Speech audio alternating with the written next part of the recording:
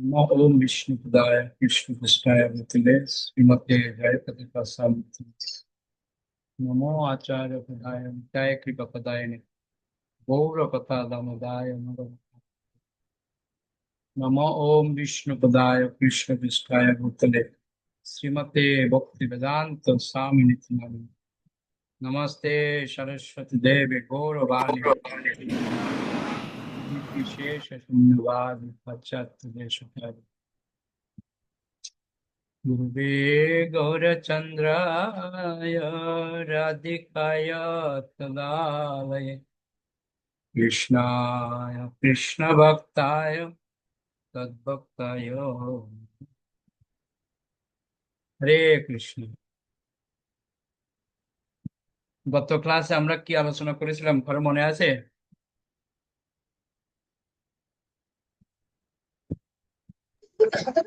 ও কৃষ্ণদাস কবিরাজের জীবনী। কৃষ্ণদাস কবিরাজের জীবনী আমরা আলোচনা করেছিলাম। কোনো পয়েন্ট কারো মনে আছে? পয়েন্ট হাত তুলবেন কারো যদি কোনো পয়েন্ট জানা থাকে। সুনির্মলা মাতাজি।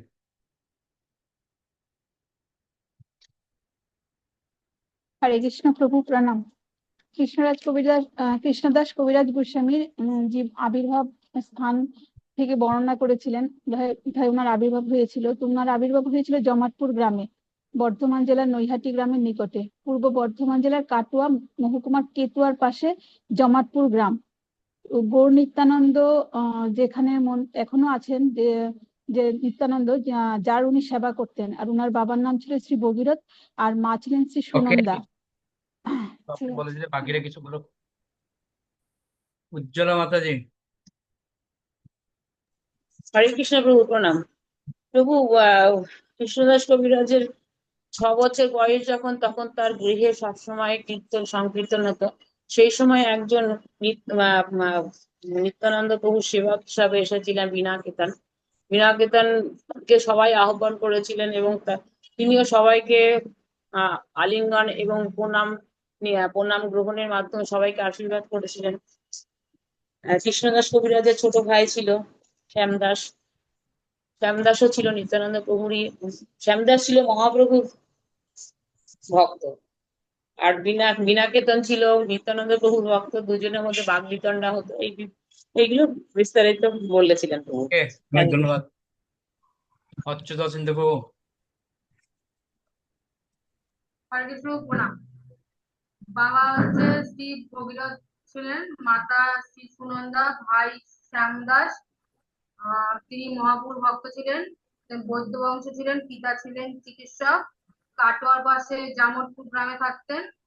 শ্রী মিন কেতন রামদাস ভক্ত ছিলেন তার। আর 1428 শতাব্দে জন্মগ্রহণ করেন। অনেক ধন্যবাদ। গুণার মিশ্র পুরোহিত ছিলেন। সুমিত্রা মাতাজি। হরে কৃষ্ণ প্রভু, তিনি যে ওই শ্যামদাস ভাইয়ের জন্যই তিনি বৃন্দাবনে চলে গেছিলেন, এবং বৃন্দাবনে গিয়ে তিনি রূপ সনাতনের কাছে তিনি স্থান পান এবং নিত্যানন্দ প্রভুর থেকে তিনি দীক্ষা গ্রহণ করেন। আর তার যে রচিত গ্রন্থগুলো হচ্ছে লোচন দাসের চৈতন্য মঙ্গল, কবি কর্ণপুরের ছোট গ্রন্থ শ্রী চৈতন্য চন্দ্রোদয় নাটক ও শ্রী চৈতন্য চরিতামৃত মহাকাব্য, আর মুরারি গুপ্তের কর্চা, এগুলো তিনি লেখেন। হরে কৃষ্ণ প্রভু প্রণাম। ওকে, কবির মালিক প্রভু। হরে কৃষ্ণ প্রভু প্রণাম। কৃষ্ণদাস কবিরাজ গোস্বামী বৃদ্ধ বয়সে উনি উনি মদন গোপালের কৃপায় চৈতন্য চরিতামৃত লিখেছিলেন। উনি আদিলীলা, মধ্যলীলা এবং অন্তলীলা, তিনটে লীলা কাহিনী বর্ণনা করছেন। আদিলীলায় হচ্ছে মহাপ্রভুর আবির্ভাব থেকে সন্ন্যাস পর্যন্ত, আর মধ্যলীলায় হচ্ছে মহাপ্রভুর সন্ন্যাসের পর নীলাচল ধামের পরবর্তী ঘটনাগুলো উল্লেখ করেছে। আর অন্তলীলায় মহাপ্রভুর শেষ 18 বছর রামানন্দ রায়ের সঙ্গে ছিলেন, সেইটা উল্লেখ করেছে। অনেক ধন্যবাদ, খুব সুন্দর। আর কেউ? সর্বরূপা মাতাজি। হরে কৃষ্ণ প্রভু প্রণাম। প্রভু কৃষ্ণদাস কবিরাজ গোস্বামী বলেছেন, আমরা যদি শুদ্ধতা বজায় রেখে ভগবানের সেবা টেবা করি তাইলে আমরা অমরত্ব লাভ করতে পারবো।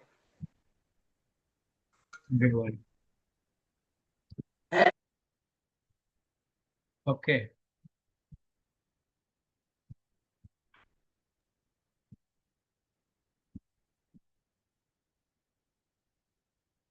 ভক্তি রাধিকা মাতাজি। এক মিনিট। হরে কৃষ্ণ প্রভু। লাস্টে আমরা জানতে পারি যে কৃষ্ণদাস কবিরাজ গোস্বামী আশ্বিনী শুক্লা দ্বাদশীতে উনি চলে যান, উনি পাস্ট অ্যাওয়ে। আর রাধাকুণ্ডর কাছে ওনার সমাধি আছে। তো আমাদের এই বৈষ্ণবের আবির্ভাব তিরোভাব পালন করলে আমরা গৌর প্রেম প্রকাশিত হয়, এটা আপনি বলেছিলেন। হরে কৃষ্ণ। ওকে, অনেক ধন্যবাদ সবাইকে। তো আজকে আমরা প্রথম পরিচ্ছেদ, সবাই বের করুন।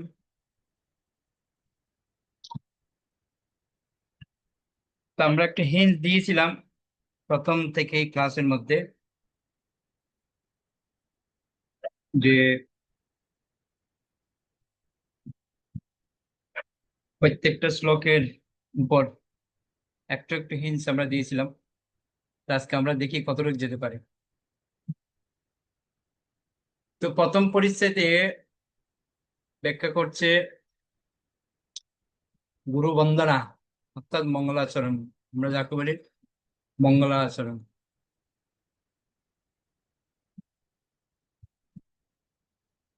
তো শ্রী চৈতন্য মহাপ্রভু হচ্ছেন কে না, শ্রী শ্রী রাধা কৃষ্ণের মিলিত তনু।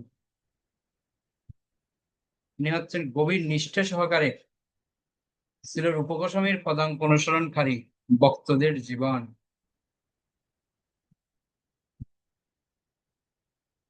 শ্রী রূপ গোস্বামী ও শ্রী সনাতন গোস্বামী হচ্ছেন শ্রীকৃষ্ণ চৈতন্য মহাপ্রভুর সবচাইতে অন্তরঙ্গ সেবক।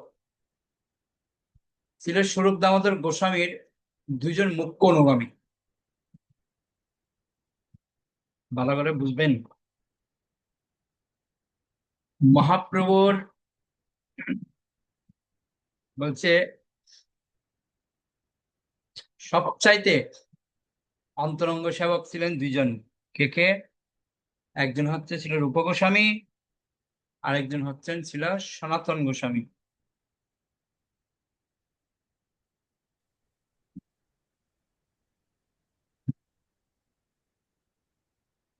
আর ছিল রূপ গোস্বামীর শিষ্য ছিলেন ছিল রঘুনাথ দাস গোস্বামী। রঘুনাথ দাস গোস্বামী হচ্ছে কে, যে পানিহাটি চিরাদিদি মহোৎসব যিনি করেছিলেন, সেই রঘুনাথ দাস গোস্বামীর গুরু হচ্ছে কে, রূপ গোস্বামী। আর শ্রী চৈতন্য চরিতামৃতের প্রণেতা শ্রীল কৃষ্ণদাস কবিরাজ গোস্বামী হচ্ছেন ছিল রূপ গোস্বামী ও ছিল রঘুনাথ দাস গোস্বামীর শিষ্য। বুঝতে পারলেন?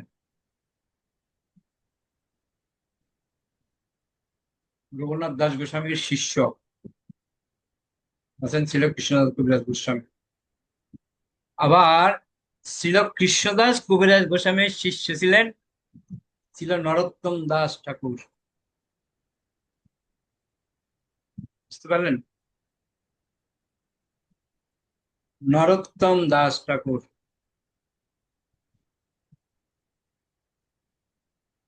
যিনি ছিল বিশ্বনাথ চক্রবর্তী ঠাকুরকে তার সেবক রূপে স্বীকার করেছিলেন। ছিল বিশ্বনাথ চক্রবর্তী ঠাকুর ছিল জগন্নাথ দাস বাবাজি মহারাজকে শিষ্য রূপে স্বীকার করেছিলেন, যিনি ছিলেন ছিল ভক্তিবিনোদ ঠাকুরের গুরুদেব। আবার ছিল ভক্তিবিনোদ ঠাকুর আমার পরমারাধ্য গুরুদেব ওম বিষ্ণুপাদ ছিল ভক্তি সিদ্ধান্ত সরস্বতী গোস্বামী প্রভুপাদের গুরুদেব ছিল গৌর কিশোর দাস বাবাজি মহারাজকে শিষ্যত্বে বরণ করেছিলেন। প্রভুপাদ বলছে এই কথাগুলো।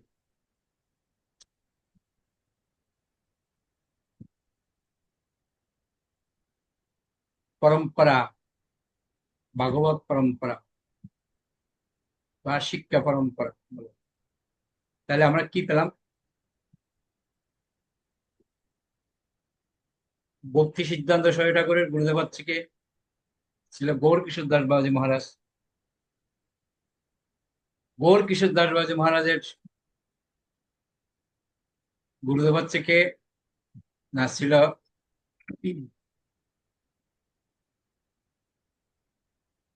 ভক্তিবিনোদ ঠাকুর। আবার ভক্তিবিনোদ ঠাকুরের গুরুদেব হচ্ছে কে? ছিল জগন্নাথ দাস বাবাজী মহারাজ। আর জগন্নাথ দাস বাবাজী মহারাজের গুরুদেব হচ্ছে কে? বিশ্বনাথ চক্রবর্তী ঠাকুর।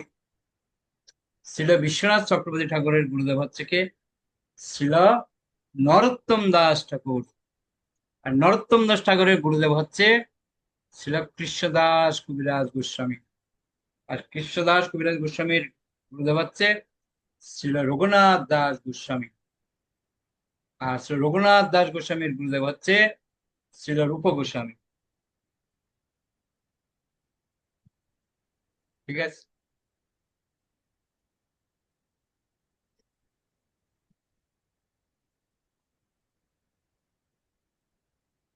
আমরা যেহেতু শ্রী প্রভু চৈতন্য মহাপ্রভুর শিষ্য পরম্পরার অন্তর্ভুক্ত, গুরু পরম্পরাটা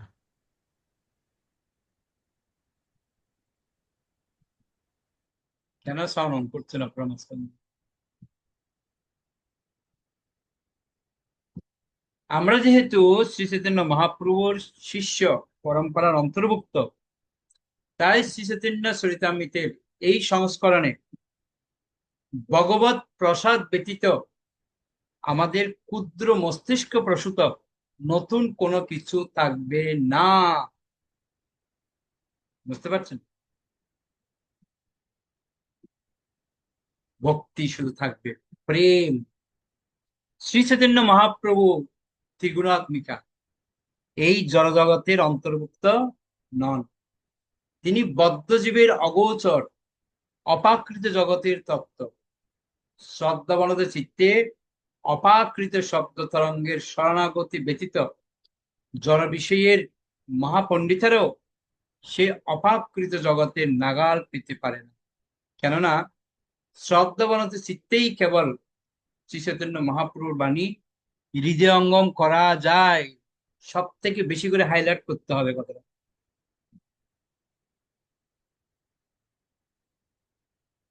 বুঝতে পারলেন কি বললাম?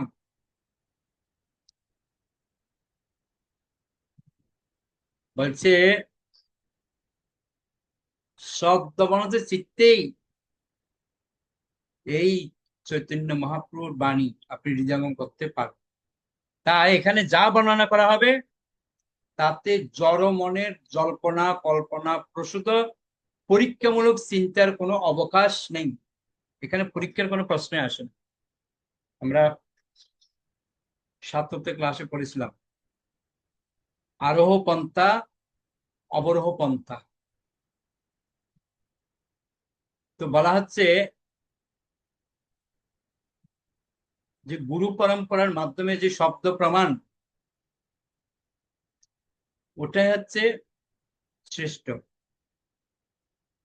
এখানে কোনো প্রশ্ন করার বিষয় আসবে না। গুরুদেব যা বলছেন সেটা আমাদেরকে শ্রবণ করতে হবে।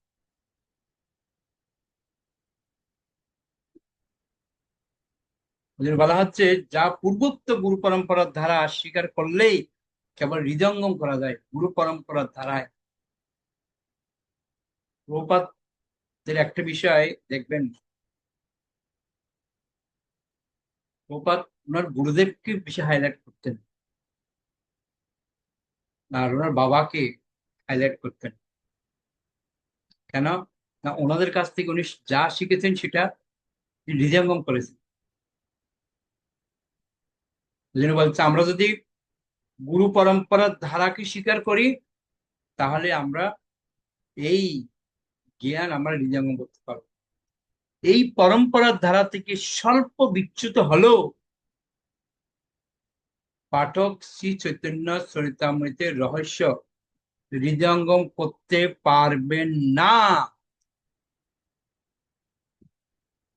এটা হাইলাইট করতে হবে সবাই। বলা হচ্ছে যদি আমরা গুরু পরম্পরার ধারা থেকে বিন্দু মাত্র যদি বিচ্যুত হই, কখনোই শ্রী চৈতন্য চরিতামৃতের যে রহস্য আমরা হৃদয়ঙ্গম করতে পারবো না। যা হচ্ছে উপনিষদ, পুরাণ, বেদান্ত এবং বেদান্তের যথার্থ ভাষ্য শ্রীমৎ ভাগবত ও শ্রীমৎ ভগবদ গীতা আদি সমস্ত বৈদিক শাস্ত্রের তত্ত্ববেত্তা পরমাত্মবাদীদের সর্বস্ত স্তরের পাঠ্যপুস্তক। বুঝতে পারলেন? বলা হচ্ছে শ্রী চৈতন্য চরিতামৃতের এই সংস্করণটি তাদের উদ্দেশ্যেই সমর্পণ করা হয়েছে যারা হচ্ছেন পরম তত্ত্বের অন্বেষণকারী, আদর্শ জ্ঞানী ও গুণী পণ্ডিত। একটি মনোধর্মীদের অহমিকা প্রসূত পাণ্ডিত্য নয়, পক্ষান্তরে এটি হচ্ছে পূর্বতন আচার্যদের আদেশ শিরোধার্য করে তাদের সেবা করার এক বিনীত প্রচেষ্টা। কি বলছে বুঝতে পারছেন? আপনি এই চৈতন্য চরিতামৃত পরে জ্ঞানী পণ্ডিত হতে পারবেন। এটা আপনাকে সবসময় বিনীত হতে হবে। ভগবত সেবা করার জন্য পূর্বতন আচার্যদের কাছে প্রার্থনা করতে হবে। প্রপাত ক্লিয়ারলি আমাদের বলছে এই গ্রন্থটি ভগবত কৃপায় প্রকাশিত, শাস্ত্র সমূহ থেকে একটু পৃথক নয়। তাই গুরু পরম্পরার ধারা অনুসরণকারী যে কোনো ভগবত ভক্ত কেবলমাত্র শ্রবণের মাধ্যমে এই গ্রন্থের সারমর্ম হৃদয়ঙ্গম করতে সক্ষম হবেন। আর কি চাই বলুন? আর কি ফ্যাসিলিটি দেবে? বুঝতে পারছেন কত বড় ফ্যাসিলিটি দিয়েছে? বলা হচ্ছে কেউ যদি গুরু পরম্পরার ধারা অনুসরণ করে শুধুমাত্র শ্রবণ করলে হবে। এই ভাগবত বা চৈতন্য চরিতামৃত যদি কেউ শ্রবণ করে, ঠিক করতে না পারো, যদি শ্রবণও করে, তাহলে এই সারমর্ম সেই হৃদয়ঙ্গম করতে সক্ষম হবে। এখন এই অধ্যায়ের এই পরিচ্ছেদের একটা সংক্ষিপ্ত ব্যাখ্যা বলা হচ্ছে। শ্রী চৈতন্য চরিতামৃতের প্রথম পরিচ্ছেদটি, এই আমরা আজকে থেকে শুরু করছি প্রথম পরিচ্ছেদ। প্রথম পরিচ্ছেদটি শুরু হয়েছে 14টি সংস্কৃত শ্লোক দিয়ে, যেগুলির মাধ্যমে পরম তত্ত্বের বর্ণনা করা হয়েছে। বুঝতে পারলেন? প্রথম হচ্ছে 14টা শ্লোক।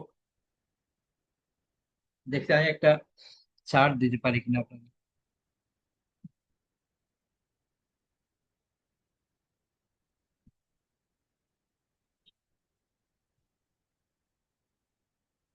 চোদ্দটা শ্লোক দিয়ে প্রথম পরিচ্ছেদ শুরু হয়েছে, যেগুলির মাধ্যমে পরম তত্ত্বের বর্ণনা করা হয়েছে।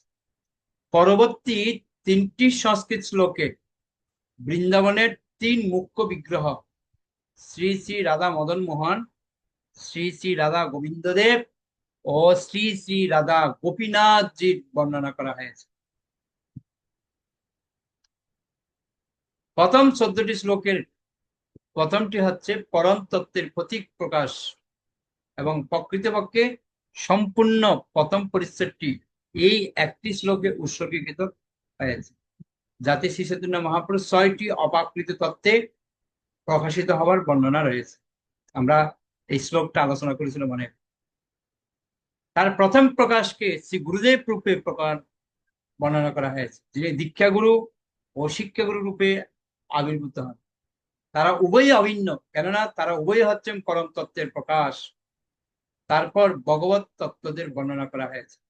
বক্তা হচ্ছে 2 প্রকারের, সাধক বক্তা ও ভগবত পার্শ্বদ। তারপর ভগবানের অবতার, যাদের ভগবানের থেকে অভিন্ন বলে বর্ণনা করা হয়েছে। এই অবতারদের আবার তিন ভাগে অর্থাৎ তিনটে শ্রেণীতে বিভক্ত করা হয়েছে। কি অংশ অবতার, গুণ অবতার ও সত্যবেশ অবতার। আমরা এগুলি সব শ্লোকের মধ্যে পাবো। এই সূত্রে পরমেশ্বর ভগবান শ্রীকৃষ্ণের স্বরূপ প্রকাশ এবং তার অপাকৃত লীলাবিলাসের উদ্দেশ্যে ভিন্ন রূপে বিলাস বিগ্রহ প্রকাশের বর্ণনা করা হয়েছে। তারপর ভগবানের শক্তির আলোচনা করা হয়েছে।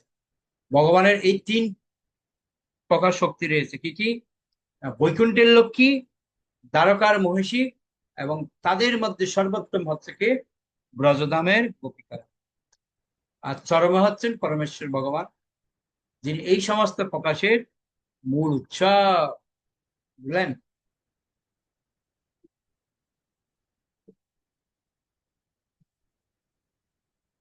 আমি একবার বলছিলাম আমরা যে ভক্তি করছি, এই ভক্তি করে আমাদের সর্বস্ত স্তর হচ্ছে কোথায়? বৈকুণ্ঠ পর্যন্ত। এর উপর আমরা যেতে পারবো। জন্য উচ্চতর ভক্তি যদি আমরা লাভ করতে পারি, মহাপ্রভুর যে প্রেম, তাহলে আমরা গোলক বৃন্দাবন যেতে পারবো। পরমেশ্বর ভগবান শ্রীকৃষ্ণ ও তার অংশ প্রকাশ সমূহ সবাই ভগবানের সমপর্যায়ভুক্ত এবং শক্তিমান পরম তত্ত্ব, কিন্তু তার ভক্তরা, তার নিত্য পার্শ্বদরা হচ্ছেন তার শক্তি। শক্তি এবং শক্তিমান মূলত এক হলো, যেহেতু তাদের কার্যকলাপ ভিন্নভাবে প্রদর্শিত হয়, তাই তারা যুগপৎ। এইভাবেই এভাবেই পরম তত্ত্ব একই তত্ত্বে বৈচিত্র্য রূপে প্রকাশিত হয়। বেদান্ত সূত্র অনুসারে এই দার্শনিক তত্ত্বকে বলা হয় অচিন্ত বেদাবেদ তত্ত্ব বা যুগপৎ ভিন্ন ও অভিন্ন তত্ত্ব। এই পরিস্থিতির শেষ দিকে উপরোক্ত সবিশেষ তত্ত্বের পরিপ্রেক্ষিতে শ্রী চৈতন্য মহাপ্রভু ও শ্রী নিত্যানন্দ প্রভুর অপাকৃত স্থিতি বর্ণনা করা হয়েছে। সবাই একটা কথা মাথায় রাখবেন, যা কিছু আলোচনা হবে, যা কিছু আমরা এখানে দেখবো, সব কিন্তু বিচার করলে চলবে। কেননা এগুলো হচ্ছে অচিন্ত ভেদাভেদ, যেগুলো চিন্তার বাইরে, আমরা কল্পনাও করতে পারি না, সব চিন্তার বাইরে। ওই জন্য বলা হচ্ছে অচিন্ত ভেদাভেদ। বুঝতে পারছেন? অচিন্ত ভেদাভেদ তত্ত্ব হচ্ছে এই চৈতন্য চরিতাম। ওকে, তা আমরা প্রথম শ্লোকে যাব আজকে। দেখি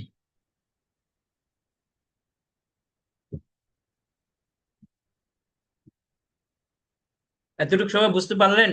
কার কোনো প্রশ্ন আছে?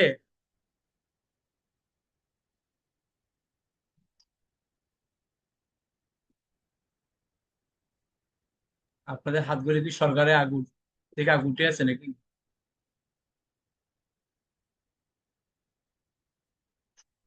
উজ্জ্বলা মাতাজি, শক্তি রাধিকা মাতাজি, আপনারা কি কিছু বলার জন্য হাত তুলেছেন, না আগে থেকে উঠে আছে হাত? হ্যাঁ প্রভু, বলার জন্য এটা আমার এই যে এখানে কৃষ্ণদাস কবিরাজের দুজনা গুরুদেব ছিলেন, সেটাই রূপ গোস্বামী ও শিল রঘুনাথ দাস গোস্বামী দুজনেই, কেউ কি শিক্ষাগুরু আর দীক্ষাগুরু, নাকি দুজনেই দীক্ষাগুরু? শিক্ষাগুরু তো দুজন হতে পারে না। প্রভু শিক্ষা পরম্পরা আমাদের এটা হচ্ছে শিক্ষা, দুজনের কাছ থেকে উনি শিক্ষা গ্রহণ করেছেন। শিক্ষা আমরা নিয়েছে। যে পরম্পরার কথা বলছি, হ্যাঁ, পরম্পরা হচ্ছে শিক্ষা পরম্পরা, দীক্ষা পরম্পরা, মানে যার কাছ থেকে শিখেছেন। ঠিক আছে, শিক্ষা পরম্পরা। হ্যাঁ, ঠিক আছে প্রভু। শক্তি রাধিকা মাতাজি। প্রভু আমি একটু পরম্পরাটা বলছি, আপনি একটু প্লিজ কারেক্ট করে দেবেন প্রভু। শিলা প্রভুপাদের গুরুদেব ছিলেন শিলা ভক্তি সিদ্ধান্ত সরস্বতী ঠাকুর মহারাজ, তার গুরুদেব ছিলেন গৌরকিশোর বাবাজি, তার গুরুদেব ছিল ভক্তি বিনোদ ঠাকুর মহারাজ, তার গুরুদেব জগন্নাথ দাস বাবাজি, তার গুরুদেব বিশ্বনাথ চক্রবর্তী ঠাকুর। বিশ্বনাথ চক্রবর্তী ঠাকুরের গুরুমাসটা আমি বোধহয় মিস করে গেছি। তারপরে হলো নরোত্তম দাস ঠাকুর, ওনার গুরুদেব হলো কৃষ্ণদাস বাবাজি, এবং কৃষ্ণদাস বাবাজির গুরুদেব হলো রঘুনাথ গোস্বামী অ্যান্ড রূপ গোস্বামী, অ্যান্ড রঘুনাথ দাস গোস্বামী গুরুদেব হলো রূপ গোস্বামী। আমি না প্রভু বিশ্বনাথ চক্রবর্তীর গুরুদেব মিস করে গেছি। সেবক রিকুয়েস্ট মানে বিশ্বাস চক্রবর্তীকে তার সেবক রূপে স্বীকার করেছিল। মানে কার সেবক প্রভু? মানে বিশ্বাস চক্রবর্তীকে সেবক রূপে সনাতন দাস ঠাকুর।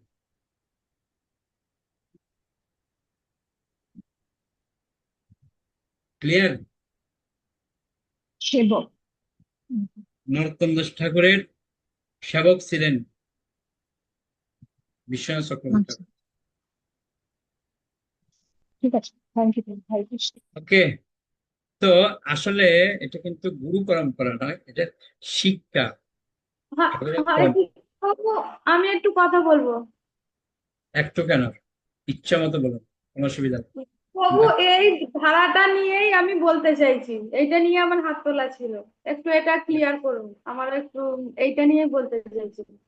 বলেন। ওই মহাপ্রভু থেকে পরপর প্রভুর একবার বলুন, আমি লিখেছি কিন্তু মনে হচ্ছে আমার একটু ভুল হয়েছে, একটু বলুন, আবার রিপিট করেন।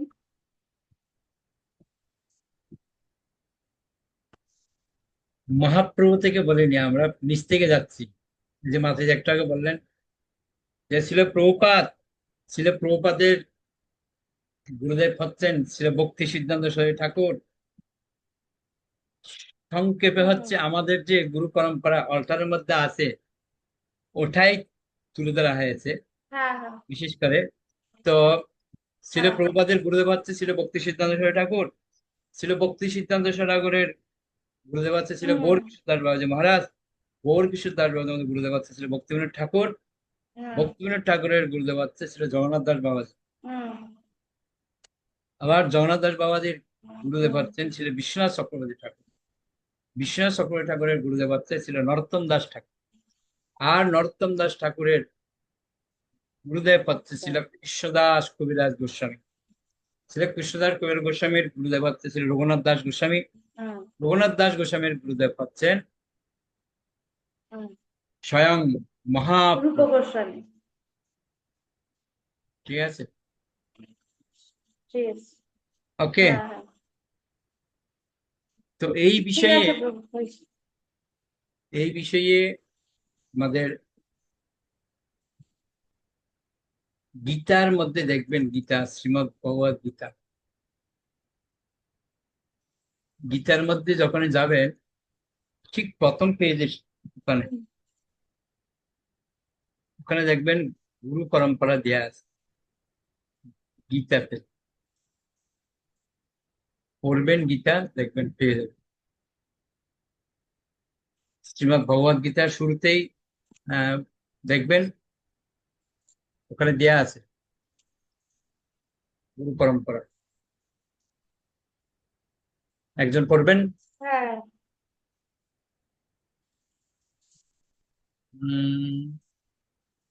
ক- গীতা কার সামনে আছে গীতা? হরে কৃষ্ণ প্রভু, আমার সামনে আমার আছে। কাছে সামনে আছে প্রভু। পড়ুন তো দেখি পরম্পরাটা। প্রথম থেকে ভগবান শ্রীকৃষ্ণ থেকে। হ্যাঁ, হ্যাঁ। প্রথম হচ্ছে ভগবান শ্রীকৃষ্ণ, দ্বিতীয় হচ্ছে ব্রহ্মা, নারদ, ব্যাসদেব, মাধবাচার্য, পদ্মনাভ, হরি, মাধব, আক্ষেপ্য, জয়তীর্থ, জ্ঞানসিন্ধু, দয়ানিধি, বিদ্যানিধি, রাজেন্দ্র, জয় ধর্ম, পুরুষোত্তম, ব্রহ্মণ্য তীর্থ, ব্যাসতীর্থ, লক্ষ্মীপতি, মাধবেন্দ্র পুরী, ঈশ্বর মাধবেন্দ্র। পুরী, শ্রী নিত্যানন্দ, শ্রী অদ্বৈত আচার্য, শ্রী চৈতন্য মহাপ্রভু, শ্রী রূপ গোস্বামী, শ্রী স্বরূপ দামোদর, শ্রী সনাতন গোস্বামী ব্র্যাকেটে। 24 হচ্ছে শ্রী রঘুনাথ দাস গোস্বামী, শ্রী জীব গোস্বামী। 25 হচ্ছে শ্রী কৃষ্ণদাস কবিরাজ গোস্বামী। 26 হচ্ছে শ্রী নরোত্তম দাস ঠাকুর। 27 হচ্ছে শ্রী বিশ্বনাথ চক্রবর্তী ঠাকুর। 28 হচ্ছে শ্রী বলদেব বিদ্যাভূষণ, শ্রী জগন্নাথ দাস বাবাজি মহারাজ। 29 হচ্ছে ভক্তি বিনোদ ঠাকুর। 30 হচ্ছে শ্রী গৌর কিশোর দাস বাবাজি মহারাজ। 31 হচ্ছে ছিল ভক্তি সিদ্ধান্ত সরস্বতী ঠাকুর। 32 হচ্ছে ছিল অভয়চরণ বৃন্দ ভক্তি বেদান্ত স্বামী পূর্ব। অভয়চরণ অরবিন্দ ভক্তি বেদান্ত স্বামী ছিল প্রভু। তো এই হচ্ছে আমাদের ভাগবত পরম্পরা বা শিক্ষা পরম্পরা। এটা এটা কিন্তু শুধু দীক্ষা পরম্পরা নয়, শিক্ষা পরম্পরা। এনারা এনাদের কাছ থেকে শিক্ষা লাভ করেছে। ওকে, আশা করি ক্লিয়ার হয়েছে। আর কারো কোনো মনের মধ্যে সন্দেহ নেই? ক্লিয়ার বিষয়টা? বলছি এবার প্রভু, গীতার কত নরোত্তম পৃষ্ঠায় দাস আছে এটা? ঠাকুরের গুরুদেব তো আমি শুনেছি লোকনাথ দাস ঠাকুর, না লোকনাথ দাস বাবাজি। লোকনাথ দাস বাবাজি নয়, লোকনাথ গোস্বামী বলে। লোকনাথ ঘোষ। আমি কি বললাম একটু আগে? আপনি বলছেন শিক্ষা পরম। আর দীক্ষার কথা বলিনি, শিক্ষা পরম্পরা। ওকে, শিক্ষা পরম্পরা। ভক্তিবিনোদ ঠাকুরের গুরুদেব আলাদা, দীক্ষা গুরু আলাদা, শিক্ষা গুরু, শিক্ষা পরম্পরা, ওনাদের কাছ থেকে শিক্ষা লাভ করেছে। যাই হোক, আমরা এখন মূল আলোচনায় যাব।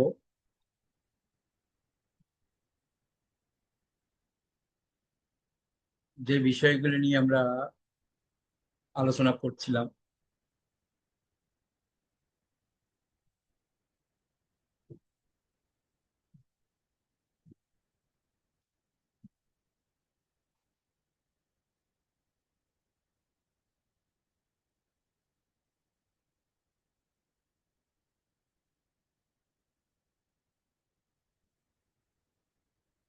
তো প্রথমটা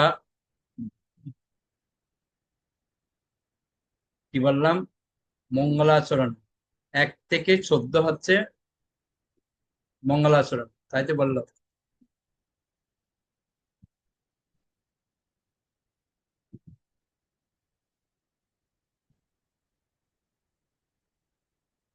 শ্রী চৈতন্য চৈতন্যের প্রথম পরিচ্ছেদে শুরু হচ্ছে 14টা সংস্কৃত শ্লোক দিয়ে। লিখুন খাতায় সবাই। এই 14টা শ্লোক হচ্ছে কি বললাম? মঙ্গলাচরণ। ঠিক আছে, 1 থেকে 14 হচ্ছে মঙ্গলাচরণ। এই মঙ্গলাচরণের আবার 4টে পাঠ। মঙ্গলাচরণ লিখে নিচে 4টে পয়েন্ট করুন, মানে এইটাকে আবার 1 থেকে 14কে আবার 4 ভাগে ভাগ করা হয়েছে। ঠিক আছে,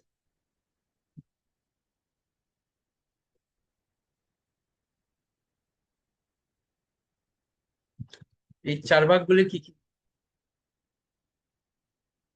আমরা এখন সেটা জানি। 4টে পয়েন্ট।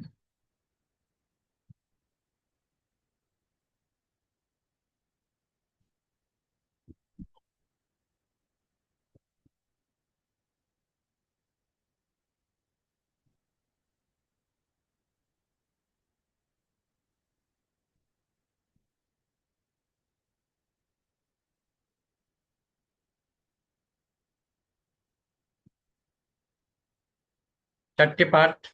প্রথম প্রথম পাঠ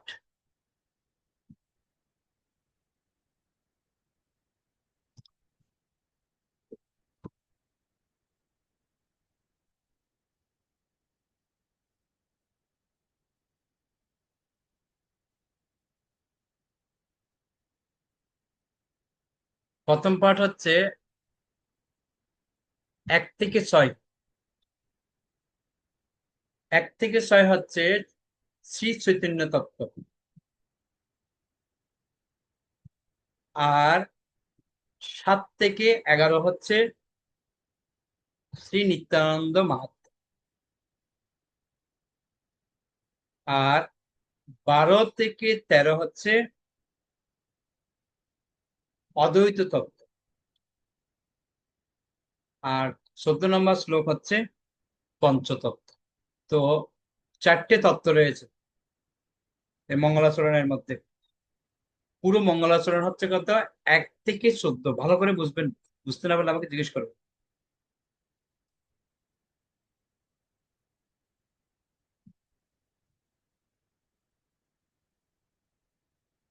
এই যে আদিলীলা আমরা যে পড়বো, এই আদিলীলার এই 14টা শ্লোককে নিয়েই 7খানা অধ্যায় শুরু হয়েছে। প্রথম 7টা অধ্যায়ের মধ্যে এগুলো আলোচনা হয়েছে। হরে কৃষ্ণ প্রভু, প্রভু 12 থেকে কত? 12 এবং 13 নম্বর শ্লোক হচ্ছে অদ্বৈত তত্ত্ব।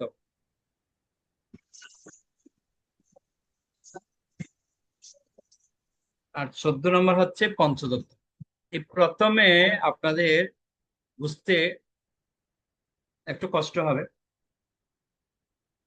কেননা ভালো কিছু পেতে গেলে কি করতে হয়? হা করে বসে থাকতে হবে, মুখের মধ্যে ঢুকিয়ে দেবে, তাই তো নাকি? না, ভালো কিছু পেতে গেলে আপনাকে কষ্ট একটু কষ্ট করতে হয় প্রভু, কষ্ট করতে হয়। কষ্ট করতে হবে। ওই জন্য প্রথম 14টা শ্লোক বুঝতে একটু কষ্ট হবে। এই 14টা শ্লোক আপনারা ক্লিয়ার করতে পারবেন, সত্যেন্দ্র সরস্বতীর অনেক বিষয় আপনাদের ক্লিয়ার হয়ে যাবে। বুঝতে পারলেন? হরে কৃষ্ণ প্রভু, এই 7 থেকে 11 1 থেকে 6 চৈতন্য কথা, 7 থেকে 11 এটা কি কথা এটা? হুম। তারপর আছে অদ্বৈত তত্ত্ব। 7 থেকে 11 হচ্ছে নিত্যানন্দ মাহাত্ম্য। নিত্যানন্দ মহা 1 থেকে হচ্ছে শ্রী চৈতন্য তত্ত্ব, 7 থেকে 11 হচ্ছে নিত্যানন্দ মাহাত্ম্য, মাহাত্ম, হ্যাঁ। 12 থেকে 13 হচ্ছে অদ্বৈত তত্ত্ব। আর 14 14 প্রভু, 14 নম্বর শ্লোকটা পঞ্চতত্ত্ব। পঞ্চতত্ত্ব। ঠিক আছে প্রভু।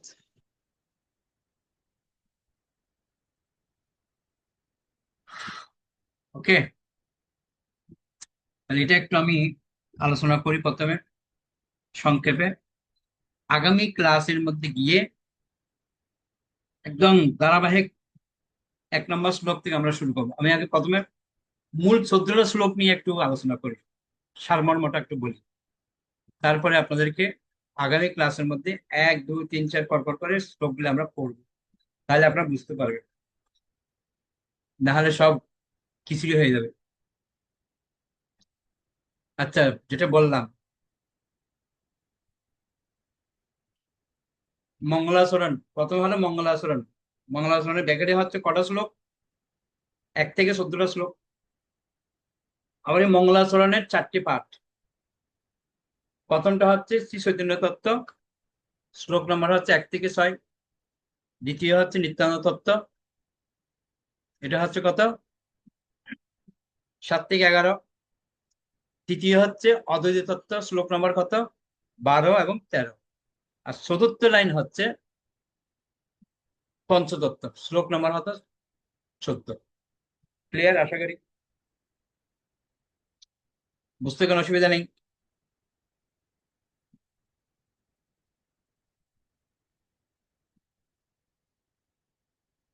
এইবার চৈতন্য তত্ত্ব নিয়ে একটু বলি। চৈতন্য তত্ত্বের মধ্যে 1 থেকে 6টা শ্লোক আছে। এটাকে আবার 4 ভাগে ভাগ করা হয়েছে। কি? 1 2 মিলে একটা, 3 একটা, 4 একটা, 5 6 মিলে একটা।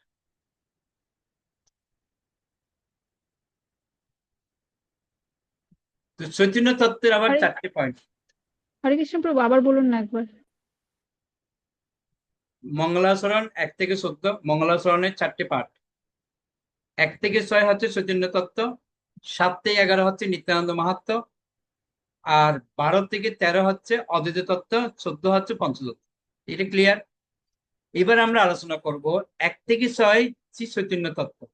চৈতন্য তত্ত্বের আবার 4টে পাঠ। এই 4টে পাঠগুলো বলছি। প্রথম পাঠ কি? 1 এবং 2 নম্বর শ্লোকের মধ্যে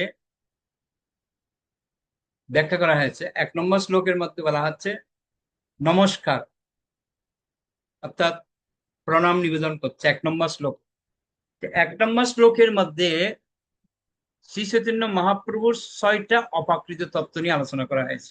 1 নম্বর শ্লোক। 1 নম্বর শ্লোক কি বললাম? নমস্কার।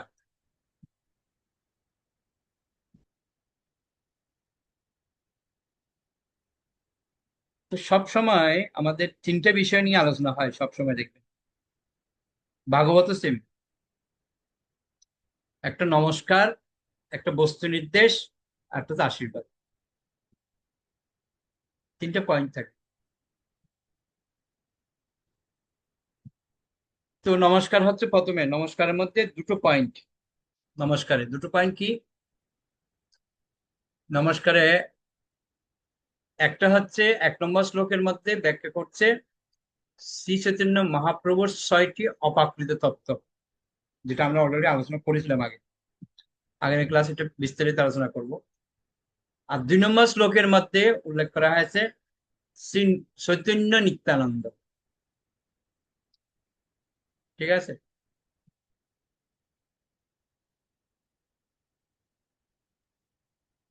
2 নম্বর শ্লোকে চৈতন্য নিত্যানন্দ। হুম, এতটুকু ক্লিয়ার? 2 নম্বর শ্লোকে কি আছে প্রভু একটু বলো। এটা 2 নম্বর শ্লোক, শ্রী চৈতন্য নিত্যানন্দ।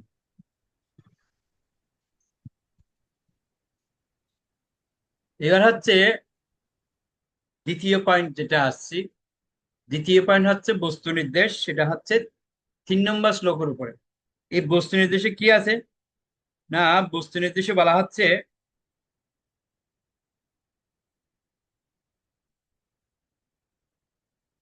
যে এই গ্রন্থের উদ্দেশ্যটা কি। এই গ্রন্থের উদ্দেশ্য হচ্ছে পরম পুরুষোত্তম ভগবানকে কি করা, তুলে ধরা।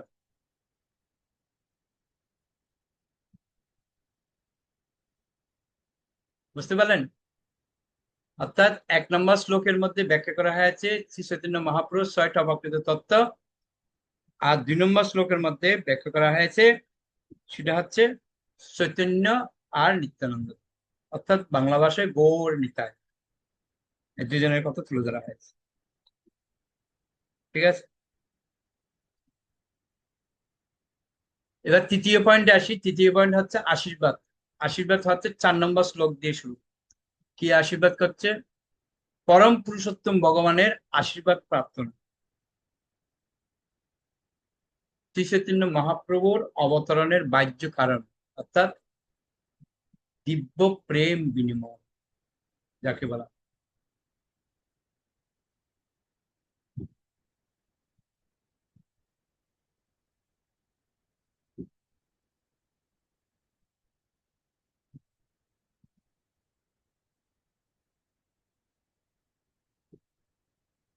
লাস্ট 4 নম্বর হচ্ছে শ্রী চৈতন্য মহাপ্রভুর অবতারের মূল প্রয়োজন। এই 5-6 নম্বর শ্লোকের মধ্যে ব্যাখ্যা করা হচ্ছে কি কি না, গৌর তত্ত্ব। গৌর তত্ত্ব মানে কি, শ্রীকৃষ্ণ এবং রাধারানীর মিলিত তনু। এটা হচ্ছে 5 নম্বর শ্লোকে এই ব্যাখ্যাটা তুলে ধরেছে। আর 6 নম্বর শ্লোকে তুলে ধরেছে শ্রী চৈতন্য মহাপ্রভুর অবতরণের 3টি মুখ্য উদ্দেশ্য। ঠিক আছে, আর এই 4টে পয়েন্ট হচ্ছে চৈতন্য তত্ত্ব। এবার আসি নিত্যানন্দ মাহাত্ম্য 7 থেকে 11। এবার শ্রী নিত্যানন্দ তত্ত্ব নিরূপণ 7 নম্বর শ্লোকের মধ্যে ব্যাখ্যা করা হয়েছে বলরাম সম্পর্কে, 8 নম্বর শ্লোকের মধ্যে শঙ্কর্ষণ সম্পর্কে, 9 নম্বর শ্লোকে কারণোদকশায়ী বিষ্ণুর, আর 10 নম্বর শ্লোকে গর্ভদিকশায়ী বিষ্ণু, আর 11 নম্বর শ্লোকে ক্ষীরোদাকশায়ী বিষ্ণু অর্থাৎ শেষনাগের কথা ব্যাখ্যা করা হয়েছে। ক্লিয়ার?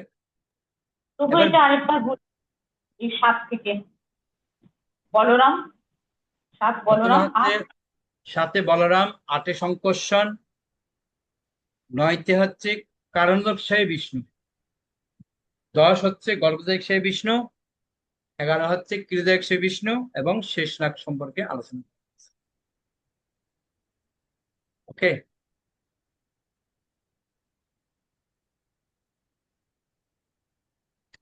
এবার হচ্ছে অদ্বৈত তত্ত্ব 12 এবং 13 নম্বর শ্লোক। এই 12 নম্বর শ্লোকে অদ্বৈত তত্ত্ব নিরূপণ করা হয়েছে, যেখানে মহাবিশ্বর অবতার অর্থাৎ শ্রীহরির থেকে অভিন্ন কে অদ্বৈত আচার্য। 12 নম্বর শ্লোকে ব্যাখ্যা করা হয়েছে। আর 13 নম্বর শ্লোকে তিনি আসার মুখ্য কারণ কি? তিনি হচ্ছে ভক্তি রসের ধর্ম প্রচার করার জন্য উনি আসছেন। 13 নম্বর শ্লোক। লাস্ট হচ্ছে 14 পঞ্চতত্ত্ব। এই পঞ্চতত্ত্ব হচ্ছে 5 জনকে নিয়ে। কে? ভক্তরূপ, ভক্ত স্বরূপ, ভক্ত অবতার, ভক্ত, আর হচ্ছে ভক্ত শক্তি। এই পঞ্চতত্ত্বকে সশব্দ প্রণতি নিবেদন করে। ওকে। প্রভু নম্বরটা তিনি আসার কারণ, তিনি বলতে এখানে অদ্বৈত প্রভুর কথা বলা হয়েছে? হ্যাঁ, কোনটা? 13 নম্বর 12 নম্বর তো অদ্বৈত তত্ত্ব, মহাবিষ্ণুর অবতার। তারপর 13 নম্বরে বলেছেন তিনি আসার কারণ, তিনি বলতে এখানে অদ্বৈত প্রভুর কথা বলা হয়েছে। হ্যাঁ, তো ভক্তি রসের ধর্ম প্রচার। ওকে। তো এই বিষয়গুলি 7টা অধ্যায়ের মধ্যে ব্যাখ্যা করা হয়েছে এগুলি। ঠিক আছে, পরপর আমরা বুঝতে পারবে। যাই হোক,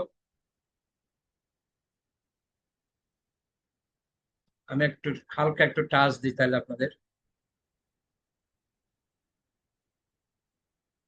আমার একজন ভক্ত দরকার, আমাকে হেল্প করবে।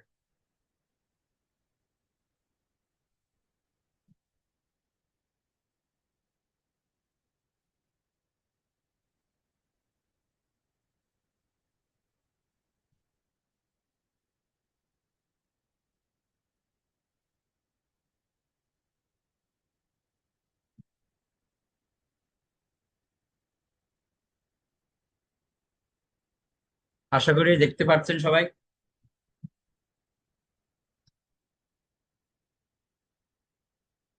এক থেকে 14 মঙ্গলাচরণ, তার আবার 4টে পাতা।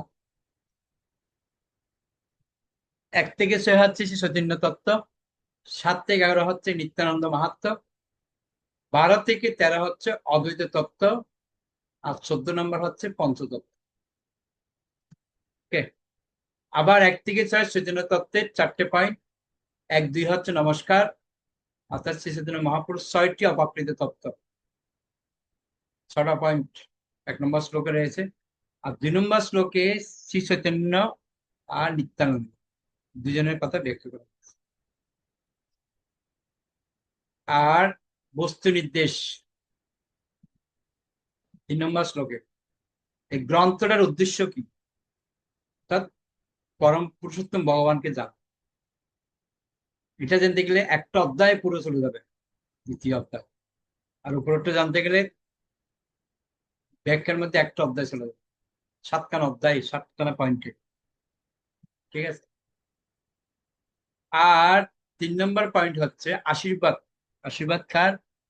পরম পুরুষোত্তম ভগবানের আশীর্বাদ প্রাপ্ত, যেটা শ্রী চৈতন্য মহাপ্রভুর অবতরণের বাহ্য কারণ, দিব্য প্রেম বিনিময়। আর 5, 6 হচ্ছে শ্রী চৈতন্য মহাপ্রভুর কি অবতারের মূল প্রয়োজন কি? গৌর তত্ত্ব। গৌর তত্ত্বকে শ্রীকৃষ্ণ এবং রাধারানীর মিলিত তত্ত্ব। 5 নম্বর শ্লোক। 6 নম্বর শ্লোকে কি আছে? শ্রী চৈতন্য মহাপ্রভুর অবতরণের 3টি মুখ্য উদ্দেশ্য। ওকে। এবার 7 হচ্ছে, 7 থেকে 11 হচ্ছে নিত্যানন্দ মাহাত্ম্য। এই নিত্যানন্দ মাহাত্ম্যের মধ্যে কি আছে? নিত্যানন্দ তত্ত্ব নিরূপণ। 7 বলরাম, 8 সংকর্ষণ, 9 কারণদেবসায়ী বিষ্ণু, 10 হচ্ছে গর্ভদেবসায়ী বিষ্ণু, 11 হচ্ছে ক্ষীরদেবসায়ী বিষ্ণু ও শেষ না। অদ্বৈত তত্ত্বের হচ্ছে 12, 13 শ্লোক। ঠিক আছে। অদ্বৈত তত্ত্ব নির্মাণ হচ্ছে মহাবিষ্ণুর অবতার, শ্রীহরির থেকে অভিন্ন। 12 নম্বর শ্লোকে ব্যাখ্যা করা হয়েছে। 13 নম্বর শ্লোকে রয়েছে ভক্তি রসের ধর্ম প্রচার। 14 নম্বর শ্লোকের মধ্যে পঞ্চতত্ত্বের শক্তি। পঞ্চতত্ত্ব আত্মকং কৃষ্ণ ভক্ত রূপ স্বরূপকং ভক্তবতারং ভক্তাক্যং নমামি ভক্ত শক্তিকং। এটা 14 নম্বর শ্লোকে পুরো তুলে ধরেছে। ভক্তরূপ, ভক্ত স্বরূপ, ভক্ত অবতার, ভক্ত শক্তি, এই পঞ্চতত্ত্বকে সশব্দ প্রণতি। ওকে। তো বলা হচ্ছে শ্রী চৈতন্য চরিতামৃতে প্রথম 17টা শ্লোক নিয়ে মঙ্গলাচরণ শুরু হয়েছে। ঠিক আছে। ছিল কৃষ্ণদাস কবিরাজ গোস্বামী প্রথম 14টি শ্লোক বিশদে বর্ণনা করেছেন বিভিন্ন শাস্ত্র থেকে উদ্ধৃতি দিয়ে। এগুলি আদিলীলার প্রথম 7টি অধ্যায়ে বর্ণনা করা হয়েছে। ওকে, ক্লিয়ার সবার?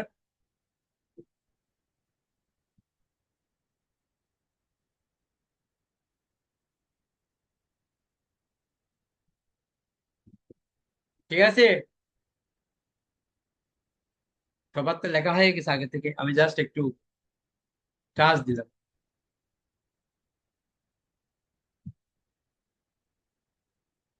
ক্লিয়ার সবার? বুঝতে কোনো জায়গায় অসুবিধা কারো?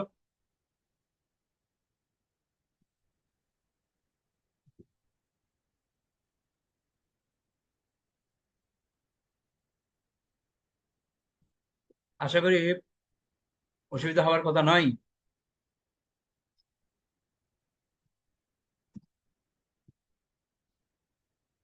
তো সেটা আমরা আরো একটু বিস্তারিত ব্যাখ্যা করব, আর একটু ক্লিয়ার হবে।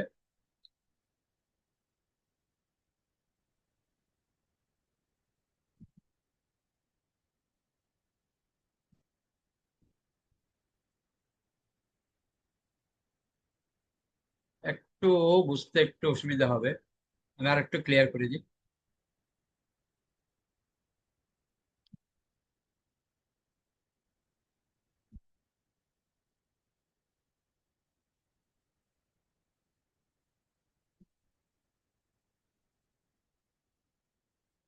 এবার দেখুন ক্লিয়ার হয়।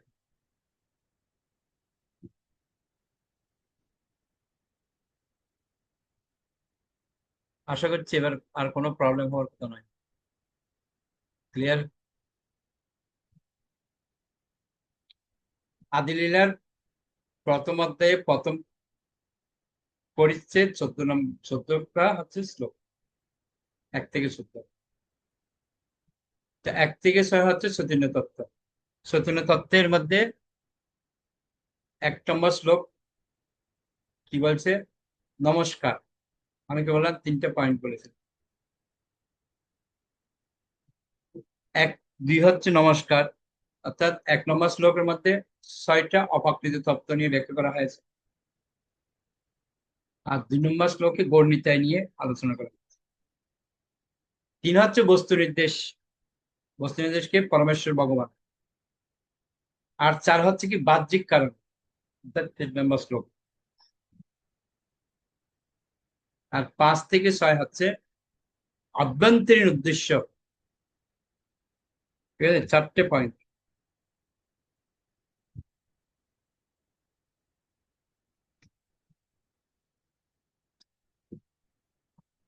এবার হচ্ছে 7 থেকে 11 নিত্যানন্দ মাহাত্ম্য।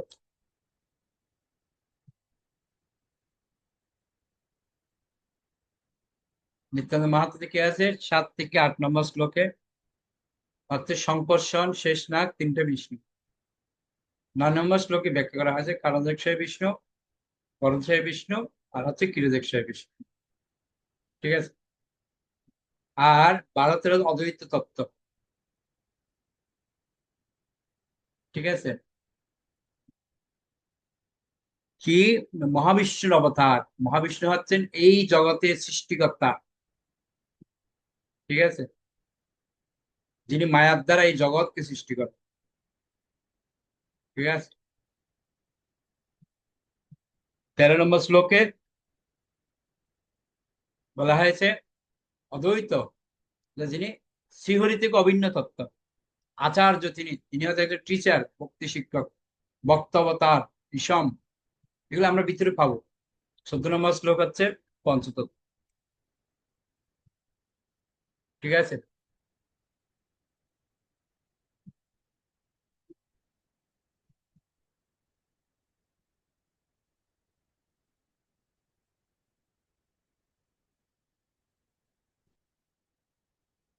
তো এক নজরে আমরা আদিলীলাটা আরেকবার দেখতে পারি।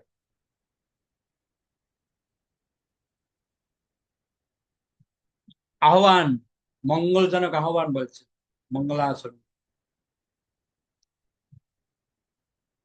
এখানে বিভিন্ন জায়গা থেকে কালেক্ট করা হয়েছে। এখানে আরেকটু বিস্তারিত ব্যাখ্যা করলাম। নমস্কার, নমস্কারে কে আছে?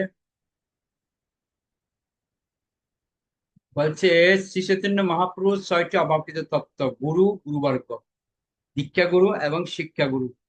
তো ভক্ত, ভক্ত মানে কি পরিষদ এবং ভক্তবৃন্দ। অবতার মানে কি কে থাকে অবতারে? অংশ অবতার, গুণ অবতার, সত্যবাস অবতার। প্রকাশে কি থাকে? প্রকাশ বিগ্রহ ও বিলাস বিগ্রহ। আর শক্তি দিয়ে কি থাকে? লক্ষ্মী, মহিষীগণ এবং গোপীগণ। এর পুরো ব্যাখ্যা আমরা আদিলীলাতে যখন পরিস্থিতি যাব 32 থেকে 83। কে সাউন্ড অন করছেন? সাউন্ডটা বন্ধ করুন।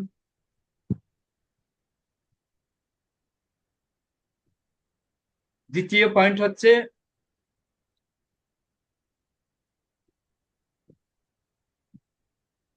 শ্রী চৈতন্য এবং নিত্যানন্দ প্রভুকে নমস্কার।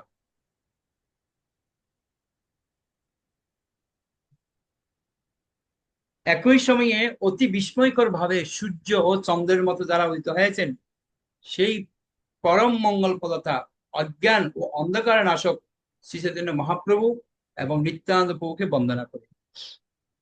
2 নম্বর শ্লোকের ব্যাখ্যা। 3 নম্বর হচ্ছে কি বস্তু নির্দেশ, অর্থাৎ গ্রন্থের উদ্দেশ্য। পরম পুরুষোত্তম ভগবান শ্রী চৈতন্য মহাপ্রভু রূপে আবির্ভূত হয়েছিলেন। ব্রহ্ম, পরমাত্মা এবং ভগবান হচ্ছেন পরম তত্ত্বের 3টি উদ্দেশ্য, এবং শ্রীকৃষ্ণ হচ্ছেন সমস্ত অংশ অবতার, এমনকি বৈকুণ্ঠপতি নারায়ণেরও আদি উৎস। তিনি হলেন পরম পুরুষোত্তম ভগবান এবং সবকিছুর পরমাশ্রয়। 4 হচ্ছে আশীর্বাদ। পরম পুরুষোত্তম ভগবানের আশীর্বাদ প্রাপ্ত। শ্রী চৈতন্য মহাপ্রভুর অবতরণের বাহ্য কারণ কি কি? প্রেম ভক্তি বিতরণ, যুগধর্ম প্রবর্তন এবং শ্রী অদ্বৈত আচার্যের প্রার্থনা পূর্ণ করা। আর শ্রীকৃষ্ণের অন্তর্ধানের পর শ্রী চৈতন্য মহাপ্রভু রূপে শ্রীকৃষ্ণ আবির্ভূত হয়েছিলেন কলিযুগ। কৃষ্ণ বর্ণম কৃষা কৃষ্ণ সাঙ্গ পাঙ্গ অস্ত্র পার্শ্বদম যজ্ঞই সংকীর্তন প্রায়ের যদন্তে কৃষ্ণ যশ। আবার কি সাউন্ড অন করে? 5-6তে বলা হয়েছে শ্রী চৈতন্য অবতারের মূল প্রয়োজন পৌর তত্ত্ব, অর্থাৎ শ্রীকৃষ্ণ এবং রাধারানী মিলিত হলো। 5 হচ্ছে যে শ্রী চৈতন্য মহাপ্রভুর অবতরণের 3টি মুখ্য উদ্দেশ্য। তার প্রথম উদ্দেশ্যটি হচ্ছে শ্রীকৃষ্ণের প্রেমের পরমাশ্রয় শ্রীমতী রাধারানীর ভাব অবলম্বন করে সেই প্রেম আস্বাদন করা। তারপর কি শ্রী চৈতন্য মহাপ্রভুর অবতরণের দ্বিতীয় উদ্দেশ্যটি হচ্ছে শ্রীকৃষ্ণের নিজের অপাকৃত মাধুরী আস্বাদন করা। আর শ্রী চৈতন্য মহাপ্রভুর আবির্ভাবের তৃতীয় উদ্দেশ্যটি হচ্ছে কৃষ্ণ প্রেম আস্বাদন করে শ্রীমতী রাধারানী যে সুখ অনুভব করেন তা আস্বাদন। বুঝতে পারলেন?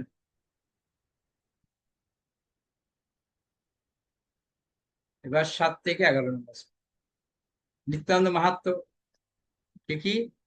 নিত্যানন্দ তত্ত্ব নিরূপণ। বলরাম, শঙ্কর্ষণ, কারণদায়ক বিষ্ণু, গর্ভদোষী বিষ্ণু, কীটদায়ক বিষ্ণু আর শেষনাগ।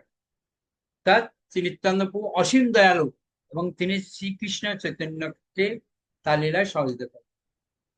অদ্বৈত তত্ত্ব হচ্ছে 12-13। অদ্বৈত তত্ত্ব অর্থাৎ অদ্বৈত তত্ত্ব নিরূপণ। মহাবিষ্ণুর অবতার শ্রীহরিত্বিক অভিন্ন তত্ত্ব। ভক্তি রসের ধর্ম প্রচার, পঞ্চতত্ত্ব। আর 14 হচ্ছে কি ভক্ত রূপ, ভক্ত স্বরূপ, ভক্ত অবতার, ভক্ত শক্তি। এই পঞ্চতত্ত্বকে সশব্দ পরিণত। পঞ্চতত্ত্ব প্রেম ভক্তি প্রদান করলেন এবং ভগবান শ্রীকৃষ্ণ চৈতন্য প্রকাশ আনন্দ সরস্বতীর নেতৃত্বে মায়াবায়ীদের বারাণসীতে পরাস্ত করলেন। এগুলো আমরা সব বিস্তারিত পাবো যখন ভিতরে আমরা যাব। ঠিক আছে?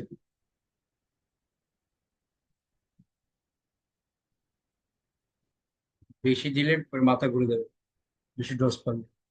অল্প ঠিক আছে, ঠিক আছে।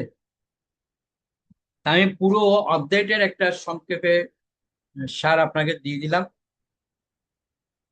আগামী ক্লাসে আমরা শ্লোক ওয়াইজ করাবো, তাহলে বুঝতে একটু সুবিধা হয়। প্রথম পরিচ্ছেদটা একটু ভালো করে বুঝতে হবে, কারণ এখানে 3টে পয়েন্ট রয়েছে বললাম। যেটা 3টে পয়েন্ট কি কি ছিল, কারো মনে আছে কি বললাম 3টে পয়েন্ট? সুনীল মানবতা। হরে কৃষ্ণ প্রভু, 3টে পয়েন্ট ছিল নমস্কার, বস্তু নির্দেশ আর আশীর্বাদ। এই 3টে পয়েন্ট কিন্তু আপনাদের সবার মনে রাখতে হবে। 3টে পয়েন্ট ভাগবত কিন্তু সেম, প্রথম স্কন্ধের প্রথম অধ্যায়টার মধ্যে কিন্তু এই 3টে পয়েন্ট আছে, এটা সবাই মনে রাখবে। এটা সব জায়গাতে আছে কিন্তু এই 3টে পয়েন্ট। যাই হোক, আশা করি আপনাদের ক্লিয়ার হয়েছে। তো আগামী ক্লাসে আমরা শ্লোক ওয়াইজ করব। 1 নম্বর শ্লোক, 2 নম্বর শ্লোক একটু পড়বো আর একটু বোঝার চেষ্টা করব। অলরেডি আমি 1 নম্বর শ্লোকটা আপনাদেরকে বুঝিয়েছিলাম, মানে কিছুটা আইডিয়া দিয়েছিলাম। তো আপনারা 1 নম্বর শ্লোকটা ভালো করে পড়বেন। 1 নম্বর শ্লোকের মধ্যে অনেক গভীর তত্ত্ব লুকিয়ে আছে, যেটা আমি ক্লাস শুরুর সময় পড়িয়েছিলাম আপনাদের। ঠিক আছে, আপনারা একটু ভালো করে পড়ে আসবেন, তাহলে নেক্সট ক্লাস আমরা সেটা বিস্তারিত ব্যাখ্যা করব। যেই কথাটা আমরা একটু আগে পড়লাম, যে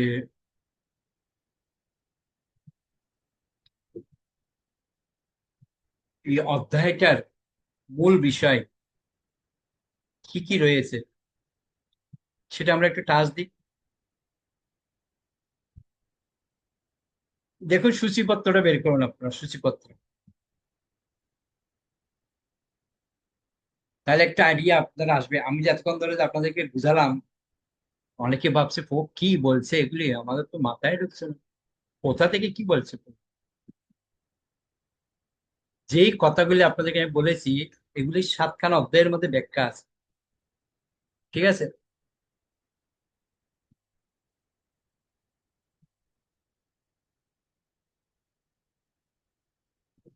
পেয়েছেন আশা করি সূচিপত্র। আমরা প্রাসঙ্গিক তত্ত্ব প্রথম দিন পড়েছি, তারপর আমরা মুখবন্ধটা কমপ্লিট করলাম, তারপর প্রকাশকের যে নিবেদনটা আমরা ক্লিয়ার করলাম, তারপর ভূমিকা শেষ করলাম।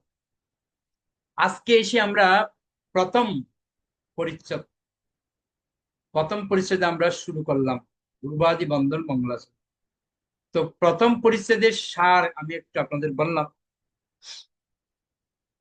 এই যে প্রথম পরিচ্ছেদের যে সার বুঝাতে গিয়ে আমি আপনাদেরকে একটা পয়েন্ট দেখিয়েছিলাম, আপনাদের মনে আছে কিনা জানি না।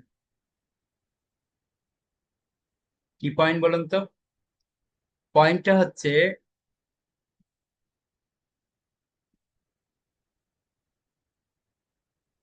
সাতখানা অধ্যায়ের কথা বলেছিলাম।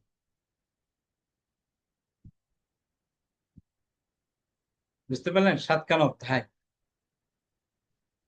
কে কেয়ার করেছে জানি না। এই সাতখানা অধ্যায় কিন্তু গুরুত্বপূর্ণ একটা পয়েন্ট রয়েছে 7খানা অধ্যায়। যেমন আরেকবার আমি আপনাদের দেখাই, তাহলে আরেকটু ক্লিয়ার হবে।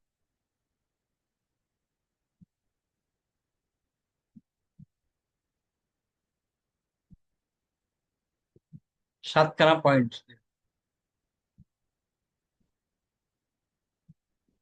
দেখুন, একদম ডান দিকে দেখুন, ডান দিকে 7খানা অধ্যায়ের কথা বলা হয়েছে। 7খানা অধ্যায়, যে এক একটা পয়েন্ট, প্রথম যে নমস্কার এটা একটা অধ্যায়, দ্বিতীয়ত বস্তু নির্দেশ এটা একটা অধ্যায়, আশীর্বাদ এটা একটা অধ্যায়, মহাপ্রভুর অবতারের যে মূল প্রয়োজন এটা একটা অধ্যায়, নিত্যানন্দ তত্ত্ব এটা একটা অধ্যায়, অদ্বৈত তত্ত্ব এটা একটা অধ্যায়, পঞ্চতত্ত্ব এটা একটা অধ্যায়। 7খানা অধ্যায় নিয়ে কিন্তু আমি আপনাদেরকে অলরেডি বলেছি, আপনারা ভালো করে খেয়াল করেননি। এবং আমি এটাও আবার লাস্টের দিকে, সবার লাস্টে লেখা আছে দেখেন, শ্রী চৈতন্য চরিতামৃতের প্রথম 14টা শ্লোক নিয়ে মঙ্গলাচরণ শুরু হয়েছে। তিনি কৃষ্ণদাস কবিরাজ গোস্বামী প্রথম 14টি শ্লোক বিশদে বর্ণনা করেছেন বিভিন্ন শাস্ত্র থেকে উদ্ধৃতি দিয়ে। এগুলি আদিলীলার প্রথম 7টি অধ্যায়ে বর্ণনা করা হয়েছে, যেটা সূচিপত্রের মধ্যে আমরা এখন দেখব। ওকে,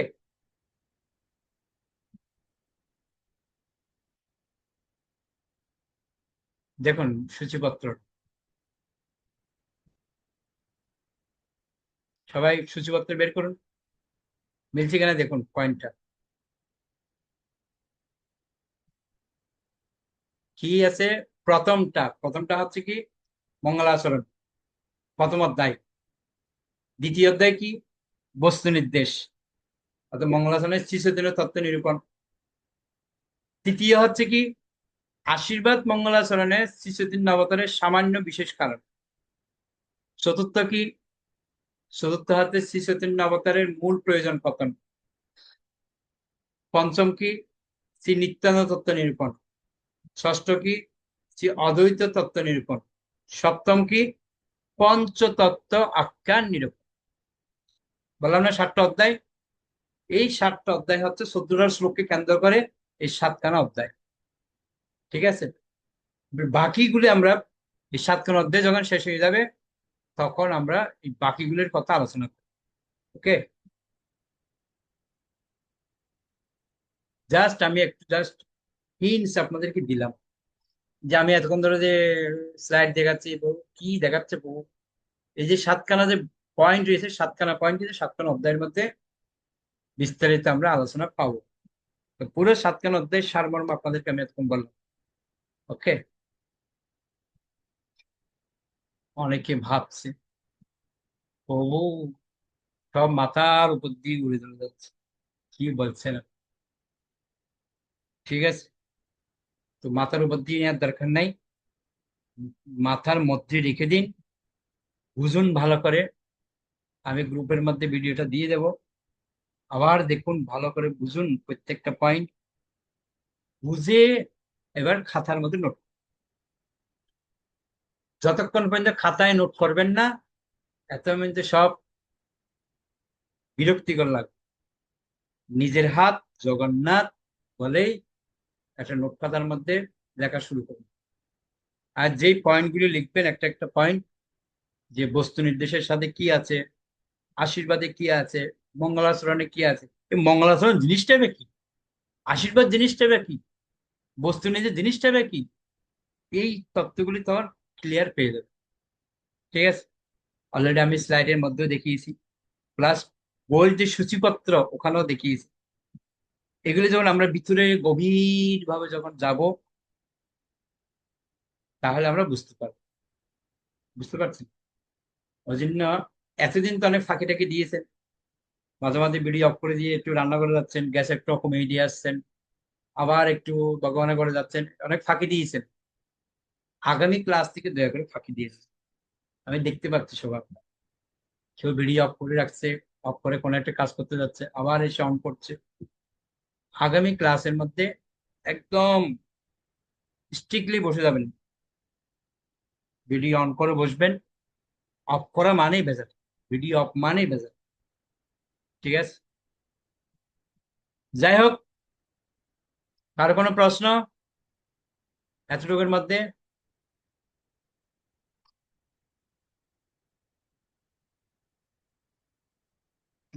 লিখবেন বাড়ি বসে বসে ভিডিওটা দেখে দেখে লিখবেন, এখন লিখতে হবে না। এখন কোন জায়গাতে বুঝতে অসুবিধা আছে সেটা আপনারা ক্লিয়ার করুন। ঠিক আছে, সুমিত্রা মাতাজি। হরে কৃষ্ণ প্রভু, মঙ্গলাচরণ মানে গুরু বন্ধনা না প্রভু? মঙ্গলাচরণ মানে কি বললাম একটু আগে? গুরু, শিক্ষা গুরু এবং দীক্ষা গুরু বন্ধনা, কি বুঝতে হ্যাঁ, পারলাম না। গুরু বন্ধনা প্রভু। মঙ্গলাচরণ মানে গুরু বন্দনা নয়। এতক্ষণ ধরে কি বুঝালাম? পুরোটাকে মঙ্গলাচরণ বলা হচ্ছে।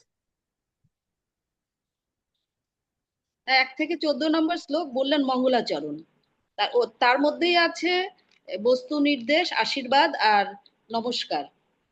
মেইনলি মঙ্গলাচরণের মধ্যে যেটা মানে গুরু পরম্পরা যারা রয়েছে, গুরু যাদের বরণ করা হয়েছে, হ্যাঁ, তাদেরকেই মানে প্রথম অধ্যায়টাই পুরো হচ্ছে মঙ্গলাচরণ। বুঝতে পেরেছেন? পূর্বাদি বন্দর তো প্রথম পরিচ্ছদ আর কি, যেটা আমরা শুরু করো, পুরো প্রথম পরিচ্ছদটাই পুরোই হচ্ছে কি মঙ্গলাচরণ। অর্থাৎ তাদের মঙ্গলাচরণ মানে কি? মঙ্গলাচরণ মানে হচ্ছে যে গুরু পরম্পরা যারা রয়েছে তাদের কাছে আশীর্বাদ প্রার্থনা করা বা তাদেরকে আহ ধন্যবাদ জ্ঞাপন করা, এটা হচ্ছে মঙ্গলাচরণ। অর্থাৎ শুধু বাংলা ভাষায় প্রত্যেকের কাছে প্রণাম নিবেদন, এটাকে বলা হয় মঙ্গলাচরণ। তো আমাদের লেখক যিনি, তিনি প্রত্যেকের কাছে প্রথমেই প্রণাম নিবেদন করে সবার থেকে আশীর্বাদ প্রার্থনা করছেন। অর্থাৎ এটাই উনি আমাদের শিখাচ্ছেন কিভাবে শরণাপন্ন হয়ে কোনো কিছু করতে হয়, সেটা উনি আমাদেরকে প্র্যাকটিক্যাল দেখাচ্ছেন। ঠিক আছে, ওকে। এগুলি বিস্তারিত সব ভিতরে পেয়ে যাবেন যখন আমরা পড়বো। ওকে, শক্তি রাধিকা মাতাজি।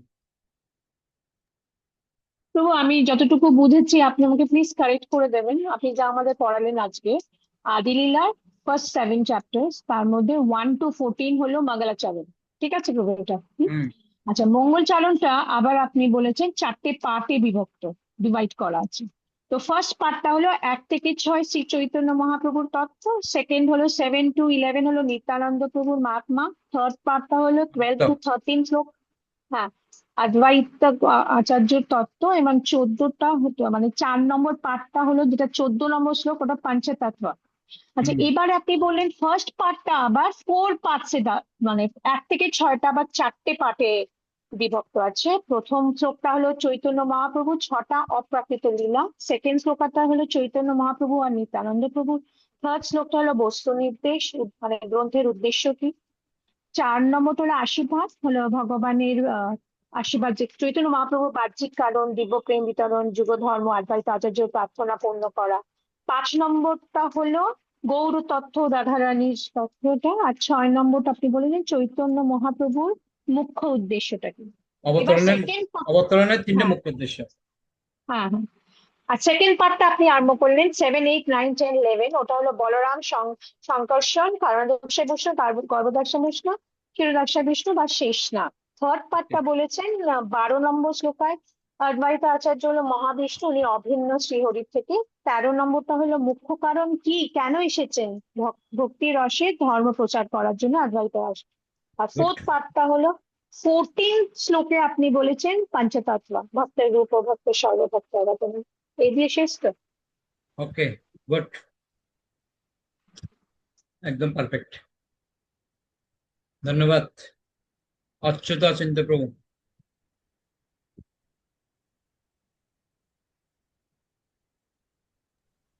হরে কৃষ্ণ প্রণাম। বলছি বস্তু নির্দেশ মানে কি বুঝিয়েছেন? কি? বস্তু নির্দেশ, নমস্কার আশীর্বাদ বুঝতে পেরেছি, মঙ্গলাচরণের বস্তু নির্দেশটা কি বুঝিয়েছেন? এই যে বললাম এখন বস্তু নির্দেশ, এই গ্রন্থের উদ্দেশ্য কি 3 নম্বর শ্লোকে আছে বস্তু নির্দেশ।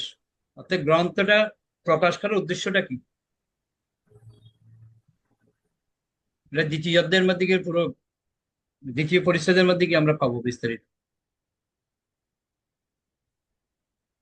ওকে,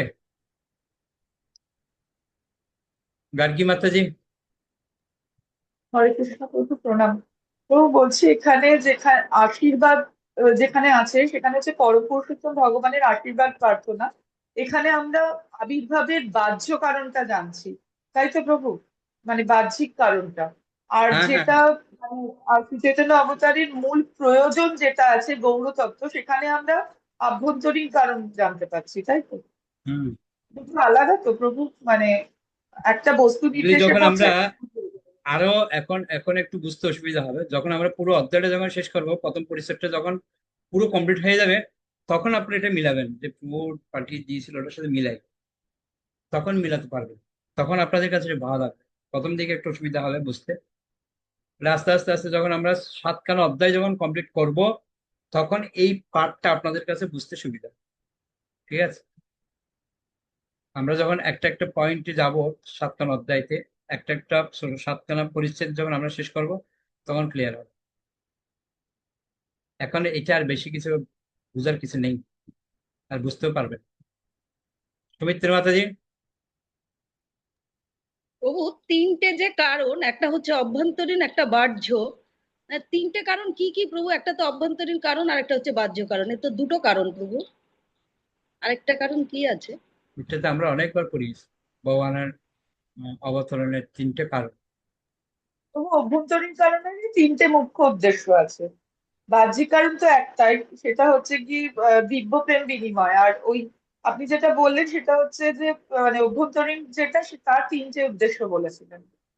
এটা মুখ্য 3টে উদ্দেশ্য, তো আমরা সেটা ভূমিকার মধ্যেও করিয়েছিলাম। 3টে উদ্দেশ্য হচ্ছে, একটা হচ্ছে যে তিনি শ্রীকৃষ্ণের যে প্রেমের যে পরম আশ্রয় শ্রীমতী রাধারানী, তার ভাবটাকে অবলম্বন করে সেই প্রেম তিনি আস্বাদন করার জন্য এসেছেন। এটা হচ্ছে প্রথম উদ্দেশ্য। আর দ্বিতীয় উদ্দেশ্য হচ্ছে যে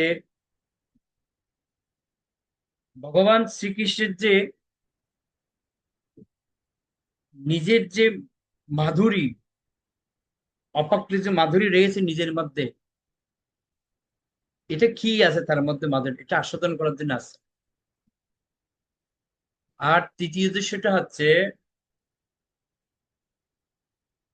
রাধারানী যে ভগবান শ্রীকৃষ্ণের যে প্রেম আস্বাদন করেন, অর্থাৎ রাধারানী যে সুখ আস্বাদন করেন এই ভগবানকে ভালোবেসে, সেটা কিরকম এটা বোঝার জন্য উনি তৃতীয় উদ্দেশ্য নিয়ে আসে। এই 3টে হচ্ছে যে মহাপ্রভুর অবতরণের 3টে মুখ্য উদ্দেশ্য। ওকে, আশা করি ক্লিয়ার।